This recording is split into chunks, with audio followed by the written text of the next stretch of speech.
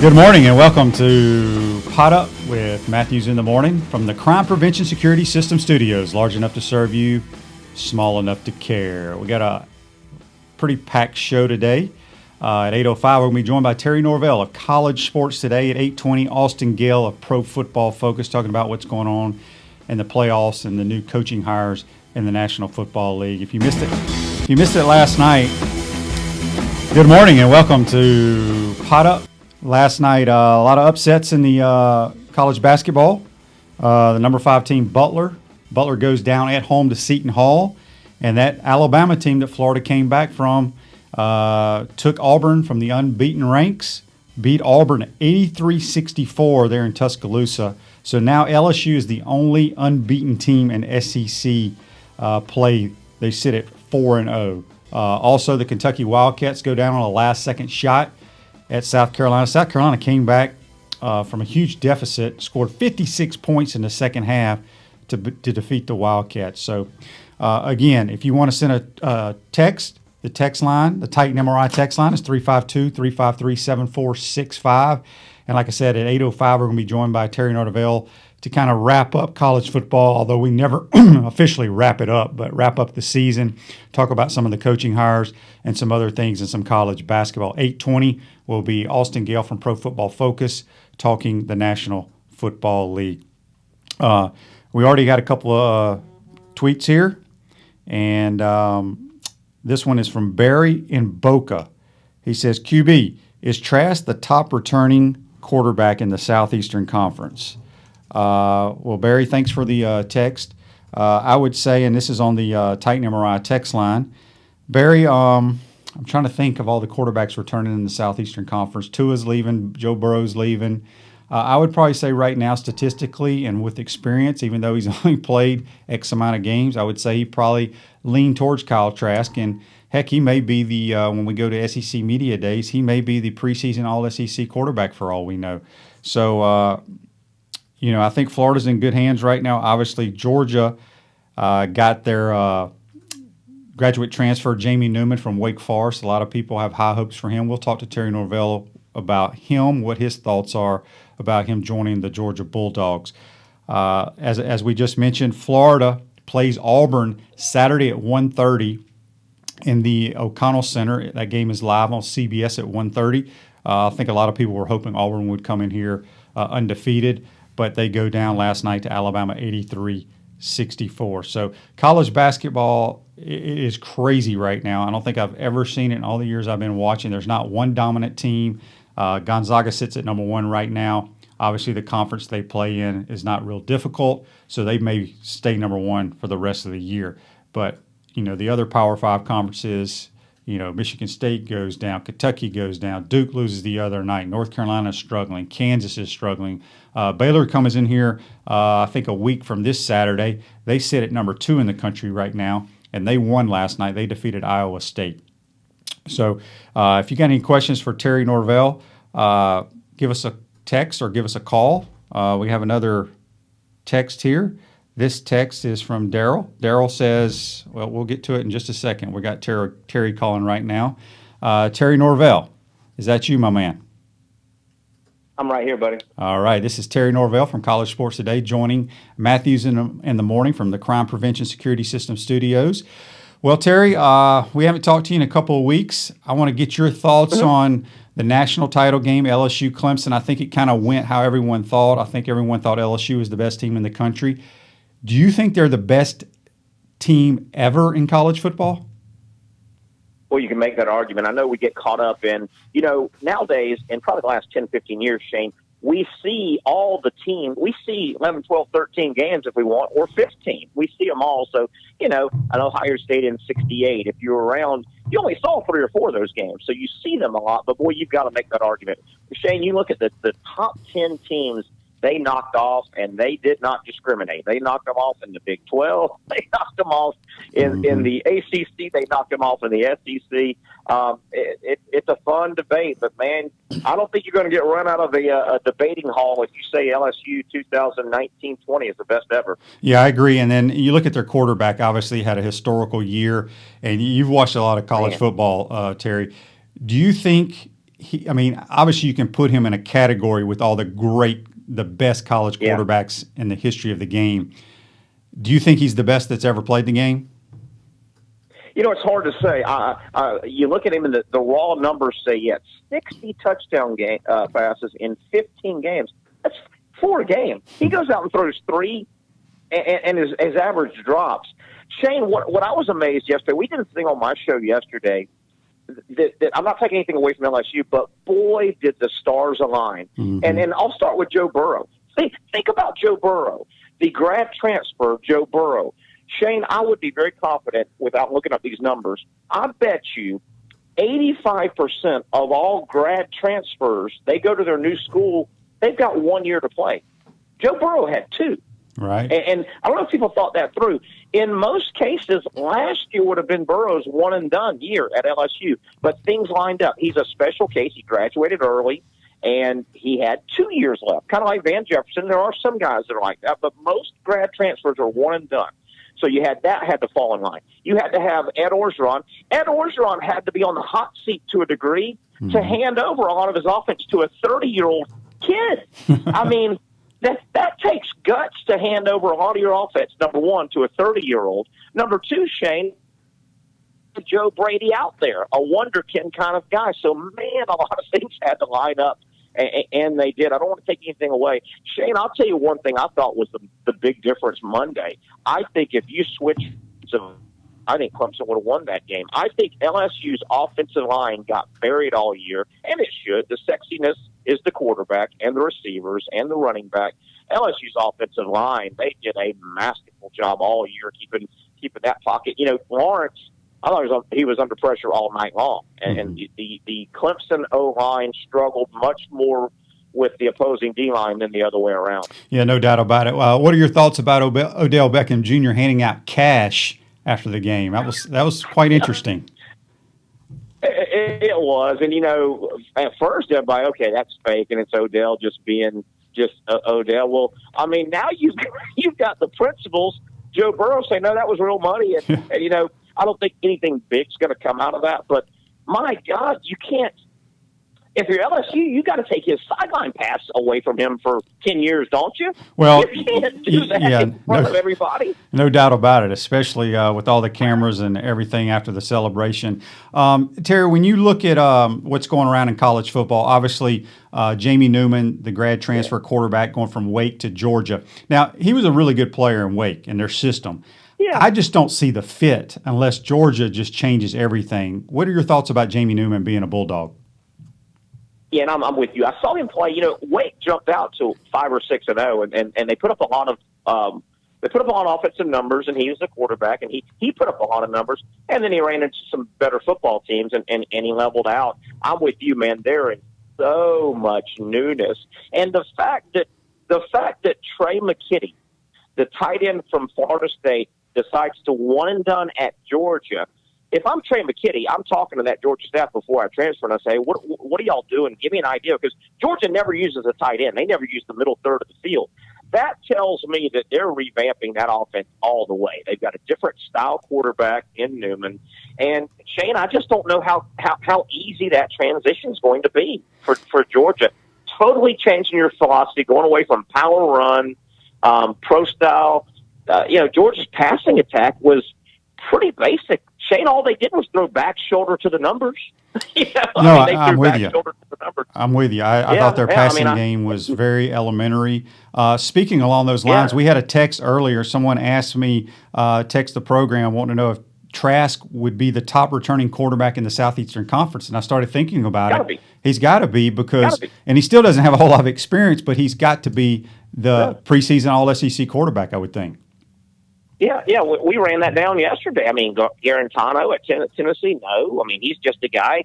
Kentucky doesn't have a guy right now. I mean, just Bo Nix. I mean, my God, Bo Nix, he's got to show me something. I mean, I know he's a legacy, but I thought Bo Nix was as average as, he's a true freshman. But, yeah, Trask has got to be your first-team preseason All-SEC. Good Lord, Shane. That guy was a 3,000-yard passer, and he didn't get the job. So Yeah.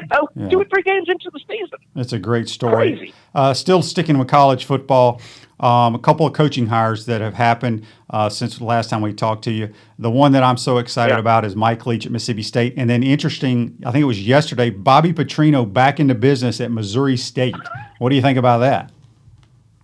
Yeah, interesting. And Missouri State needs to take a flyer on. It's a tiny school. They're trying to elevate, and they did it for the publicity as much as anything else. I absolutely love the out of the box hire of Mike Leach at Mississippi State. And I don't want to knock on Matt Luke, who's now the line coach at Georgia, who was the Ole Miss coach. But you know what? Ole Miss and Mississippi State, they can go get a Matt Luke any day of the week. Mm-hmm. A company guy. He loves Ole Miss. Matt Luke doesn't. A Matt Luke type coach at that type of school doesn't move the needle. You know what? Mississippi State could go 0-12 the next 2-3 years, and he gets fired, and I still love the hire. It's out of the box. It shakes it up, and I can't wait to see that offense. With those wide splits on the offensive line, mm-hmm. and Shane, I've said this for years. There's only one true reality television, and it's sports. Sports is the only real true reality. You could not put a better reality show together than the SEC West coaches. No, there's no doubt. It would be. I can't wait for July media days when the SEC West rolls in. It's going to be a blast. It should be a lot of fun. Before we switch over to basketball, I know it's way too early, but I don't want to say give me your Final Four in the college football playoff next year, but maybe 4 to 6 teams that you think will be there next year. Well, a couple of them are easy because, the preseason polls are built on, do you bring a quarterback back or a guy? Some people have a guy on deck. So do you bring a good, solid quarterback? Did you finish the year well? And did you win your bowl game? Well, obviously Clemson and obviously Ohio State. There are two everybody gets because of the quarterback and tons of talent. Florida's got to be in that mix. I think Alabama's got to be in that mix. Mac Jones, does he hold on? If he's the worst they do, I think they'll surround him. I think the bloom will be off. The preseason love bloom will be off of Oklahoma. I think they will finally open up, 8, 9, or 10. People are going to say, okay, Oklahoma, show me. I don't know what to do with Georgia. I don't think I have Georgia in my top 4 or 5. That offense concerns me a lot. I think Florida's right in the middle. What do you do with LSU? They've lost so many players now, Shane. 7 guys and the came coach out. But obviously, and that as well. But obviously, Ohio State, Clemson, you kind of move them. They've got everything, so they should be 2. I think Florida should open up, trying to be fair and honest here. Florida preseason, I don't see them any lower than 6. Some people throw them at 5, and gosh, you wouldn't be looked at as crazy if you said Florida could be one of the preseason top 4. I mean, they bring a lot back. I think Florida will be really salty on defense. I know Georgia's getting a lot of defensive love. I think Florida's got athletes everywhere. I think they'll be salty as hell on defense, and I think they'll score plenty on offense. Yeah, we're speaking with Terry Norvell of College Sports Today on the Titan MRI hotline. Terry, let's switch over to college basketball. Man, what a crazy year it has been in college basketball. I don't think I've ever seen this. Are you kidding me? Florida loses to a Missouri team that's awful, but they make 12, 13 threes. Then, Duke and North Carolina have lost to Clemson. Michigan State loses by 29 at Purdue. I mean, Kentucky loses last night. Alabama beats Auburn last night. I mean, it's a crazy year so far. I mean, from the opening tip, hell, I watched a really good FSU team get beat by Pitt opening night. Pitt wasn't very good. It has been nuts in the regular season. I know people have kind of buried basketball until about right now, but man, what a crazy season. Doesn't appear to be any real dominant team out there. Shane, we were talking on the show yesterday, too. I wonder a little bit. I know we've got a good 6-7 weeks for some different storylines and things to pop up. But, man, if I'm the TV boys right now, March Madness TV boys, I'm going to worry. There aren't any real compelling stories. And, to get a big audience in March Madness, Shane Matthews, Terry Norvell, we're watching, okay? The guys like us, we're watching around the country. Mm-hmm. When March Madness gets the big audiences, it's the pool at work, and all those people are watching. There's those perfunctory sports fans, and some women that watch. Well, they hear about Zion Williamson, this man-child that blew out a tire. They hear about this Kentucky team that had a chance to go 38-0 from several years ago. There's a lot of parity, but there's not a lot of TV boy stories out there. I'm loving it, though. What about Michigan State? You mentioned they get beat by 29. This is an 8th-ranked Michigan State, not a bad Michigan State team. They get beat by 29 by an unranked Purdue, and they only scored 42. Yeah. It has been crazy. Kentucky average, and I know we're going to transition into Florida. I love Florida's basketball team. But I scratch my head, Shane. They do everything, I think, really well, except the ball doesn't go in the basket. It's the from wide open shots, the ball doesn't go in. It's the damnedest thing.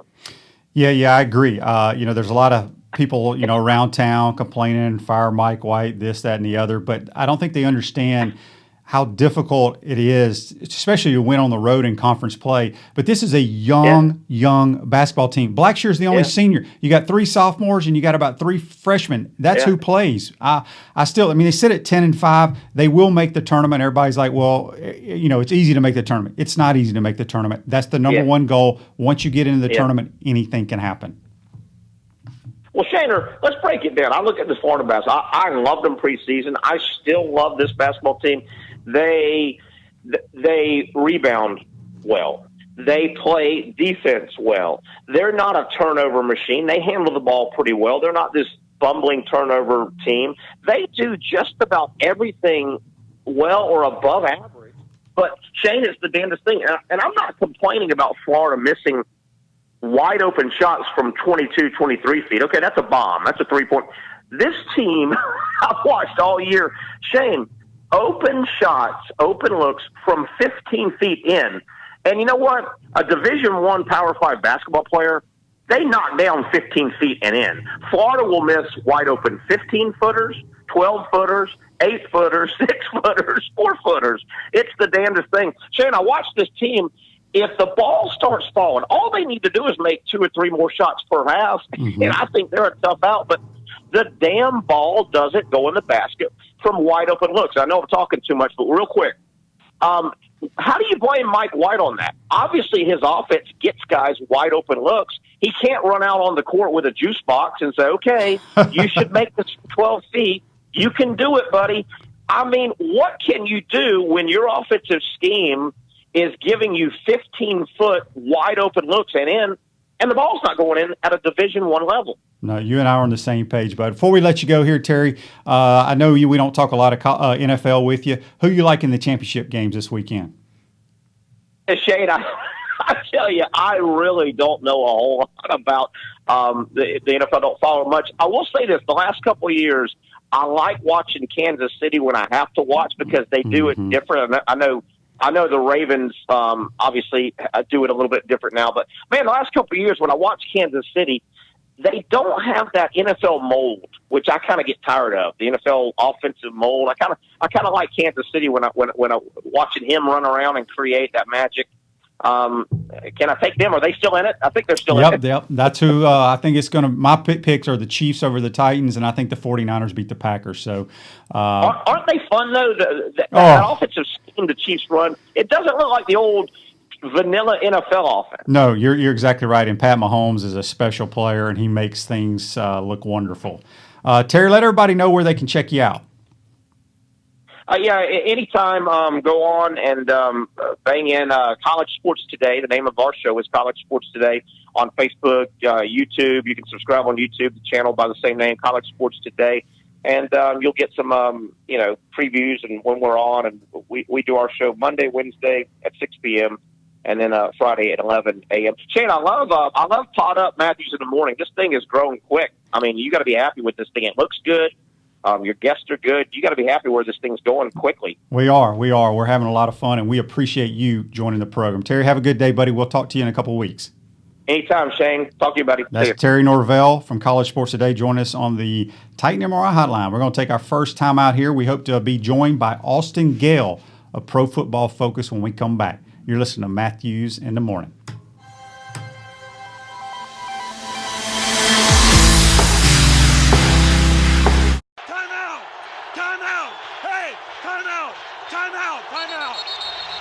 go. Good. We want to take this moment to thank all our sponsors who keep the show going and pay the bills. Let's give them something to cheer for now. Our Gridiron sponsors are Crime Prevention Security, small enough to serve you, large enough to care. Bob in trouble, gets rid of it. Oh, big hit. Titan MRI, Gainesville's only locally owned and operated MRI facility. Our touchdown sponsors are Radware Promotional Materials, Gators Dockside, Doreen Weeby Realtor, Gator BTW, Campus USA Credit Union, Celebration Point Town Center, Miapa Latin Cafe, Davis Gainesville Chevrolet, Okido America Martial Arts and After School, and Tropical Smoothie Cafe. If you are interested in promoting your business on the show, you can visit our website, potupwithshane.com, and click on the Advertise button or call Freddie Weeby at 352-284-3733. Again, thank you for all the great businesses that support the show. Please remember, if you like what we are doing here, thank our sponsors and support the businesses that support us. Going for the end zone. He's got a touchdown.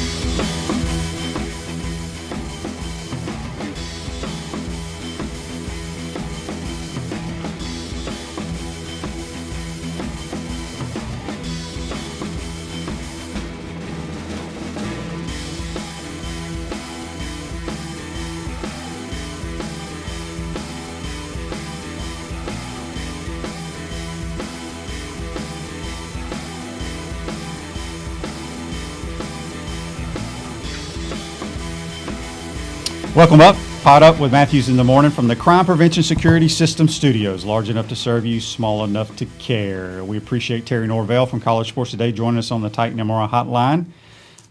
We're still waiting on Austin Gale from Pro Football Focus to give us a shout. He was scheduled at 8:20, and we still hope to get him on the program. In the meantime, you can send us a text at 352-353-7465. And we have a text here from Daryl. Daryl says, Shane, do you think there's a lot of parity now in college basketball in the SEC with what happened last night? Yes, I do, Daryl. I think there's a lot of parity in college basketball, not just in the SEC, but I think in every conference. I saw some stat. I can't remember the exact stat, but the home teams in the Big Ten Conference have won every game this year except 3 or 4 of them. It was pretty amazing. But, yeah, there's not a dominant team. A lot of people, have Gonzaga as the number 1 team in the country right now, and they're very, very talented. And they probably will stay number 1 because I think they play in the West Coast Conference. It's not very difficult out there. St. Mary's is the only team that usually can beat them. So they'll probably stay your number 1 team, but I like it this way. And it's fun when you see upsets. And, it was great watching the game last night. I watched bits and pieces of the game between Alabama and Auburn. Great atmosphere there in Coleman Coliseum. And, Auburn couldn't get it going. And Alabama has some athletes now. I'm telling you, Kyra Lewis Jr. May be the best player in the league. He is by far the fastest player I've ever seen dribbling a basketball, going from one end to the other. We'll take your calls or your texts, again, on the Titan MRI text line. That's 352-353-7465. Hope to have Austin Gale from Pro Football Focus join us shortly. We got another tweet here. Pat from St. Augustine. Shane, I love the show. Do you know when Coach Spurrier's restaurant is supposed to open up? Pat, thanks for the text. I don't know the exact date, but I believe it's supposed to open up in June or July. I can get definite on that, but it's going to be in Celebration Point, which is a new area here off of I-75. I've seen the designs. It's going to be awesome. It's going to be awesome. So, Pat, thanks for the text. We got the NFL playoffs this weekend, an NFC Championship and AFC Championship game between the Packers and the 49ers in San Fran. And then the AFC game is obviously between the Chiefs and the Titans. Titans have made a tremendous run. Derrick Henry has rushed over 180 yards the last couple of weeks. And but I like the Chiefs. I love Pat Mahomes. If I was going to start a franchise, he would be my guy. And do we have any luck with him? Okay, cool. So looks like we'll have Austin Gale join us here anytime soon, as soon as he calls in. What's that? Should be very soon. Oh, okay. Okay, thanks, Taylor. Good job, my man. Again, if you missed it last night, Alabama upsets number 4 Auburn 83-64. The number 5 team in America, Butler, loses at home to Seton Hall. And I believe we have Austin. Is that you? Good morning, Austin. What's up, man? How you doing? Hey, Austin. Shane Matthews here on Matthews in the Morning. This is Austin Gale from Pro Football Focus. We appreciate you joining us. Before we get into the NFL playoffs talk, I'd like to get your thoughts on some of the new coaching hires in the National Football League. Yeah, I think first and foremost, the one that stands out to me is Mike McCarthy or Dallas Cowboys. Yeah, I really do like that hire. Mike McCarthy did come out here to Cincinnati to visit us in the PFF offices when he was in his time away from the NFL, and really soaked up a lot of the things that we were saying like a sponge. I think he's an older coach. I think still wants to get better, is still trying to adapt to where the NFL is going. I think there's going to be a lot of success for him to be had in Dallas. Austin, when you look at what Matt Rule leaving Baylor to go to the Carolina Panthers, a lot of college coaches haven't had much success going to the next level. Do you think this was a great hire? And then second part of this question is they bring Joe Brady, offensive coordinator from LSU. Is there any chance that the Panthers may try to make a big trade to try to get Joe Burrow as their quarterback?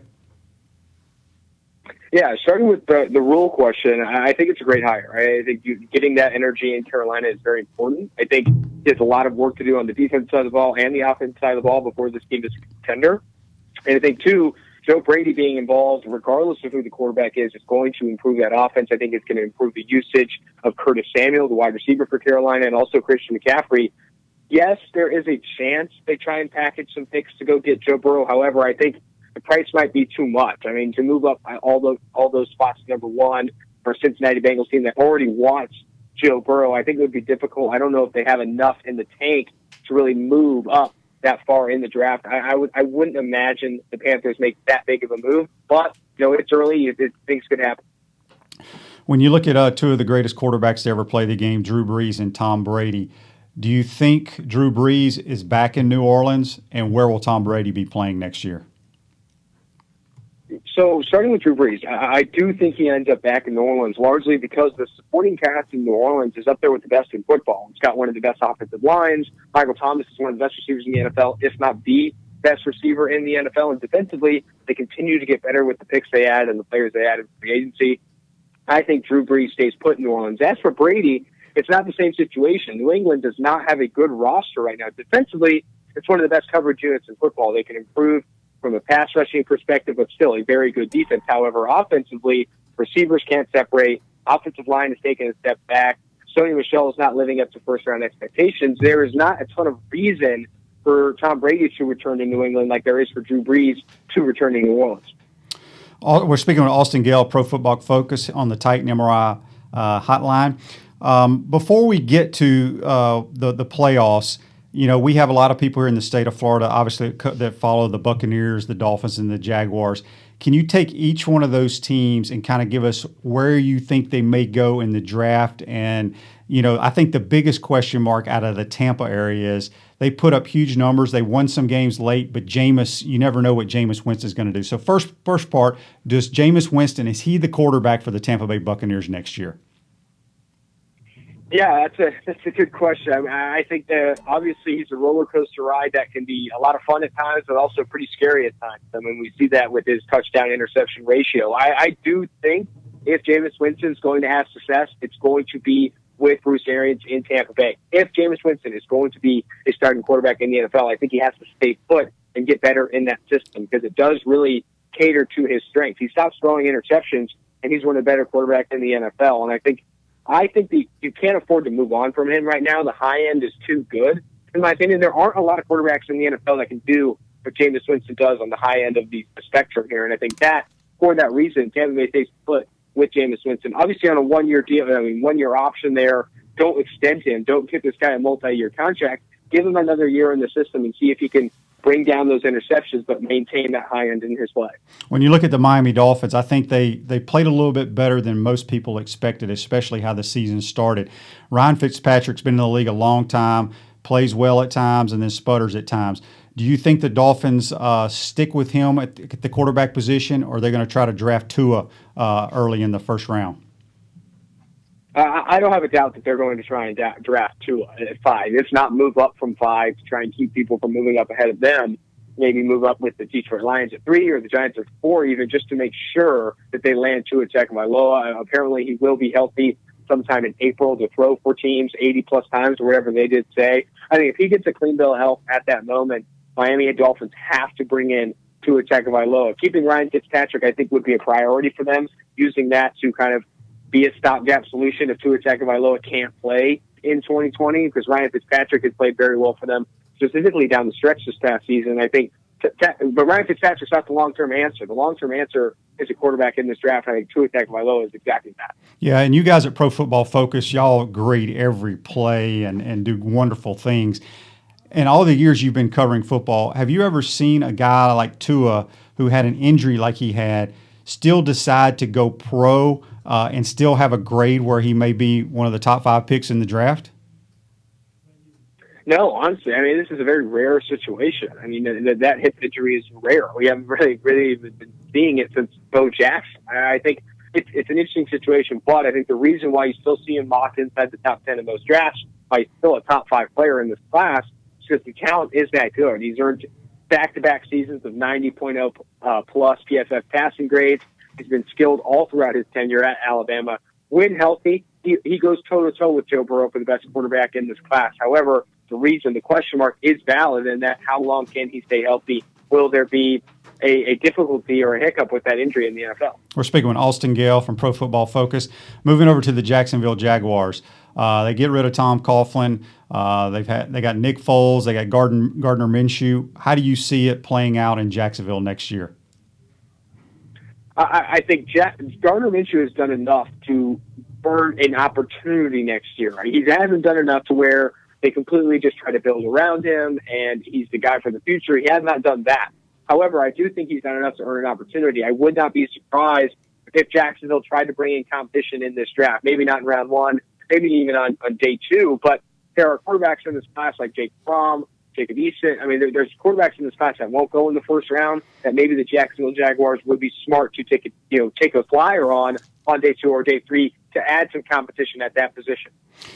Looking back at the playoffs last week, obviously the Titans go into Baltimore, upset the Ravens. This is the second year where Lamar has not played great in the first round of the playoffs. When you look back at this game, are there concerns for you? Because going into the season, I wasn't sure Lamar Jackson could be an everyday starter in the National Football League because of his passing ability, but he had a tremendous year. He's going to be the MVP. Are there still concerns when he has to win a game by throwing the football? Are there concerns out there? I think there's reason to be concerned. I mean, he all season long, and even with the season he had, it was still a weakness of his in that he was not a super accurate quarterback. He's not a quarterback that if you drop back 57 times and try and just push the ball down the field, he's going to have a ton of success. Where he wins is with a lead, running the football, and a very diverse offense that is not one-dimensional. And I think you saw that when they went down early, down 14-0 against Tennessee, they started to press a little bit, started to throw the football more than they wanted to, and they got out of position there. I think Lamar Jackson showed enough improvement that I think he gets better in that regard. I think Lamar Jackson could develop into a quarterback that, if trailing, can have success and lead his team back. However, still a very young player trying to learn how to play without a lead, and I think we saw that against the Tennessee Titans. We saw that offense have to react to not having that lead against Tennessee. When you look at the Tennessee Titans, what they're doing is amazing. They've won 2 playoff games and haven't even thrown for 100 yards, but Derrick Henry's been outstanding. Do you think he will continue that against the Chiefs this weekend? And my second part with the Derrick Henry question is, I believe he's a free agent. And ever since these running backs have been getting big contracts, the following years they don't perform very well. Do you think a lot of people are going to shy away from offering him a lot of money? I think Derrick Henry going against Kansas City Chiefs should have a good day. I mean, the Chiefs have one of the worst run defenses in the NFL. However, I don't necessarily think that helps them win. I mean, running the football is less efficient from a scoring perspective than throwing the football. You look at the games that the Tennessee Titans have won, they haven't put up a ton of points, with what they're doing on the ground. It's through the air, it's taking shots to Khalif Raymond and such. I think with Derrick Henry, too, in the offseason, I would avoid him in the offseason. I would not be willing to pay him the contract he likely demands because still, PFF has said this time and time again, that position, the running back position, the production from it is largely replaceable and dependent on the offensive line, box count, scheme, etc. So replaceable that allocating significant resource, like an Ezekiel Elliott contract, $90 million of resource to that position, you're just never going to get a positive return on investment like you would for a cornerback, a receiver, offensive line. Like that's where you need to be allocating these resources. The running back position can be served by running backs on rookie contracts or cheaper veterans. Austin, when you look at the Kansas City Chiefs, the remarkable comeback they had last week against the Texans, do you see any way that the Tennessee Titans can stop Pat Mahomes in this explosive offense? I'd say yeah. I mean, Adoree Jackson being healthy and playing as well as he is in the playoffs is a huge help for them. Because Tyreek Hill, without Adoree Jackson, probably torches this Tennessee Titans defense. But I think that's a huge player for them to have back healthy and playing well in the postseason. However, I don't think it's enough to really stop Patrick Mahomes. You don't stop Patrick Mahomes. We saw that with the Houston Texans. They went up 24-0 and still ended up getting destroyed in that game because of what Pat Mahomes could do. What you have to do is score with them. You have to get in a shootout. You have to put up points. This Chiefs defense is good, not great. Ryan Tannehill has been one of the best quarterbacks down the stretch of this season. He needs to show up this weekend. I think it's on him more than it is on the Titans defense to win this game because they're setting unrealistic expectations to go into this game and ask your defense to limit Patrick Mahomes to 20 points. What you need to do is set better expectations for your offense and go in here and say, hey, we need to put up 40 if we even want a chance in this game and really focus on your offensive game plan. When you look at the NFC Championship game between the 49ers and the Packers, personally, I think Kyle Shanahan and John Lynch have done a tremendous job building the 49ers back. I think Shanahan's a tremendous schemer, tremendous play caller. What do you see when you look at this game with Aaron Rodgers and the Packers going to the 49ers? I see a very good 49ers team, a very disciplined team that knows their identity and that they know they can run the football outside the tackles and have success. I know Jimmy Garoppolo is thriving from a clean pocket and on play-action passes, and defensively, they get pressure up front and have good enough secondary on the back end to take advantage of that pressure. I think it's a very well-rounded team that's very hard to beat because there's no one specific area that teams want to take away. I think looking at this game, you need Aaron Rodgers to show up in a similar way that he did against Seattle, look like that 2011 form, because the only way you're beating the San Francisco 49ers really is to put up more points than their offense is capable of. I think this Green Bay Packers defense has thrived in spots. There's also a big reason why they're 7.5-point dogs in this game. It's because this 49ers team is that much better than Green Bay right now. Aaron Rodgers needs to step up significantly if they are going to beat this team. Final question for you, Austin, regarding, so many good players nowadays are retiring at an early age. Luke Kuechly of the Carolina Panthers has decided to retire. Do you see this being a trend in the next few years in the National Football League? 100%. And I think to clarify, I think very, very good players that have enough money to a point where they can afford to retire or have enough things where they can afford to retire from the game, step away from the game due to they're trying to preserve their health, will do so. I have no doubt about it. And I don't discredit the decision at all. You're putting your life at risk when you play the game of football. And when you do make enough money and you do think you have options outside of football, the decision becomes easier. I think a larger problem is for the guys that don't make a ton of money in this game but are battling those same health issues. It's not like Luke Kuechly is battling different issues than other players that play significant snap counts. But it's a very interesting situation. It's one the NFL must try and get ahead of, because it's frustrating right now. You're losing players from the NFL, great players, earlier than you'd expect. It's something that has to be controlled. Austin, great stuff, my man. Let everybody know where they can check you out. Yeah, definitely. I mean, go to pff.com. We have a lot of good content there. You can also follow me on Twitter at PFF_Austin Gale. But again, pff.com is where it's at. Appreciate it, Austin, and enjoy watching the games this weekend, buddy. Will do. Thank you. Was Austin Gale joining us on the Titan MRI hotline. Check those guys out at Pro Football Focus. They do tremendous work there. And we're going to take our last time out of the day. You're watching Matthews in the Morning from the Crime Prevention Security System Studios. We'll be right back. Time out! Time out! Hey! Time out! Time out! Time out! There we go. Good. We want to take this moment to thank all our sponsors who keep the show going and pay the bills. Let's give them something to cheer for now. Our Gridiron sponsors are Crime Prevention Security, small enough to serve you, large enough to care. Bob in trouble, gets rid of it. Oh, big hit. Titan MRI, Gainesville's only locally owned and operated MRI facility. Our touchdown sponsors are Radware Promotional Materials, Gators Dockside, Doreen Weeby Realtor, Gator BTW, Campus USA Credit Union, Celebration Point Town Center, Miapa Latin Cafe, Davis Gainesville Chevrolet, Okido America Martial Arts and After School, and Tropical Smoothie Cafe.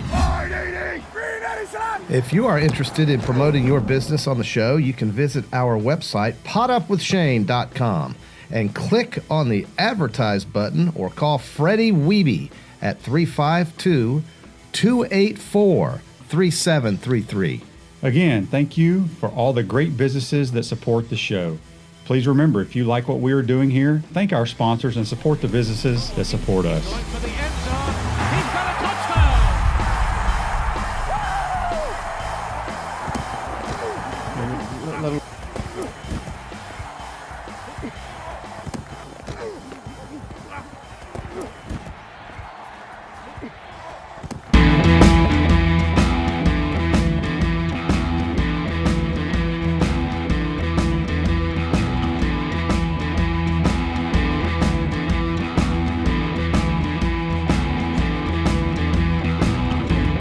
Welcome back. Pot Up with Matthews in the Morning from the Crime Prevention Security System Studios. Large enough to serve you, small enough to care. If you want to send us a text, send it on the Titan MRI text line, 352-353-7465. We want to thank Terry Norvell at College Sports Today for joining us earlier. And then the last segment with Austin Gale, Pro Football Focus. They do outstanding work there, and we appreciate them joining the program. Tomorrow's show, if all things go to plan, we're going to have Michael Collins from ESPN talking PGA Tour golf. They're out in California right now at La Quinta, PGA West for the American Express Championship. As many as you know, I love golf. I love the PGA Tour. So hopefully he's planned to join us. We know how that is when he's out there covering all that stuff. Things get twisted up, time changes, all that kind of stuff. So, so today is Thursday. Tomorrow, Friday, Michael Collins on the show. We'll also talk a little about Gator basketball leading up to the Auburn game. Maybe get someone on to talk from the Auburn perspective. And then we'll also talk a lot of NFL playoffs. We'll go a little more in depth with the AFC Championship game between the Chiefs and the Titans. I know which way I'm leaning there. And then I think that game could get ugly if the Titans don't stay on the field. In the NFC Championship game, I think the 49ers are just going to hand it to the Packers. I think the 49ers are the best team in football from top to bottom. I would love to see the Niners defense up against that Chiefs offense. But we'll see. We'll see what happens. If you missed it again, last night a lot of crazy stuff happened in college basketball once again, especially in the SEC. Fourth-ranked Auburn Tigers go down 83-64 to Alabama. And Kentucky loses on a last-second half-court shot. Well, I guess it wasn't half-court. It was a little between half-court and the three-point line. Dude banks it in. Crowd goes crazy. They score 56 points in the second half, the Gamecocks do, and they win 81-78. So LSU now is the only undefeated team in conference play. And Florida goes to LSU, I think, next Tuesday night. Florida's next 3 games are extremely difficult, folks. You got Auburn here and the O'Connell Center on Saturday. You go to LSU. It's either Tuesday or Wednesday of next week, which they still are undefeated. They won the league last year. They're extremely talented. Tough place to play. And then you come back home for the SEC Big 12 Challenge, and you get the number 2 team in the country, the Baylor Bears. So I will tell you this.